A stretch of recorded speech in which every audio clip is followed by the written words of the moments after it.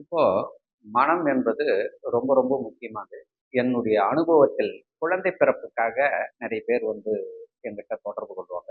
அவங்களுக்கு கிளாஸ் எடுப்பேன். பல பேருக்கு மூலிகை குடுப்பேன். ஆனா நாங்க வந்து ஒரு ஆராய்ச்சியாளருங்க. பல விதத்துல ஆராய்ச்சி பண்ணுவோம். ஒரு கணவன் மனைவிக்கு நடந்தத சொல்றேன். இத வச்சு நீங்க புரிஞ்சுக்கங்க. எல்லாருக்கும் அத்திப்பழம், ஒரு தாமரை இந்த மாரி மூலிகைலாம் குடுத்து குழந்தை பிறப்புக்கு வந்து நிறைய பேர் குழந்தைகள் பிறந்திருக்கு.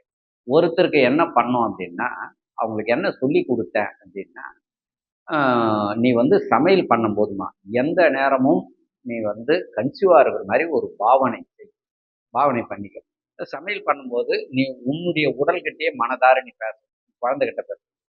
அம்மா வந்து இந்த குழம்பு வச்சிருக்கேன், இந்த சட்னி, அம்மா வந்து இதெல்லாம் செஞ்சு குடுப்பேன். அம்மாக்கு உனக்கு எதெல்லாம் பிடிக்குதோ அதெல்லாம் செஞ்சு குடுப்பேன் அப்படின்னு, அப்படியே நீங்க கன்சீவா இருக்கிற மாரியே பாவனை பண்ணுங்க. பண்ணிக்கின்னு இது மாரி வாழ்ந்துக்கின்னு வாங்க. அப்ப முழுக்க முழுக்க மனதிற்கு வந்து ஒரு தைரியத்தை குடுத்து, அந்த மனம் தேவையில்லாத பிரச்சனைகள மைண்ட்ல ஸ்டோர் பண்ணக்கூடாதுன்னு சொல்லிக் குடுத்தாங்க. அடுத்து அவங்க வீட்டுக்காரருக்கு என்ன சொன்னேன்னா, வேலை பணி முடிச்சுட்டு வந்ததும், உன் மனைவி கிட்ட வயிறு கிட்ட போயி கன்சீவா இருக்கிற மாரி, அப்பா வந்து உனக்கு இதெல்லாம் வாங்கி தருவேன்.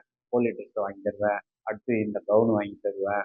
அடுத்து வந்து இந்த ஸ்கூல்ல சேர்ப்பேன். அப்பா சைக்கிள் வாங்கி குடுப்பேன். இது மாரி வந்து மனதார கொஞ்ச நேரம் நீங்க வந்து பேசுங்க. ஆனா கன்சீவ் ஆவல தான் அவங்க. இவங்க 2 பேருக்கும் இத சொல்லிக் குடுங்க. தாம்பத்திய வாழ்க்கை இருக்கும்பொழுது, அந்த குழந்தைக்காக ஆரோக்கிய குழந்தை கண்டிப்பாக பிறக்கும்னு ஒரு மனதுல பிரார்த்தனை பண்ணி அப்படின்னு இவ்வளவுதாங்க சொல்லிக் குடுத்தேன். அற்புதமான பெண் குழந்தை பிறந்துக்குதுங்க. அவங்க கையெடுத்து கும்பிட்டாங்க. ஐயா, இத உலக மக்கள் எல்லாம் சொல்லிக் குடுங்கன்னாங்க. சொல்லிக் குடுத்துட்டேன். நன்றி, மகிழ்ச்சி.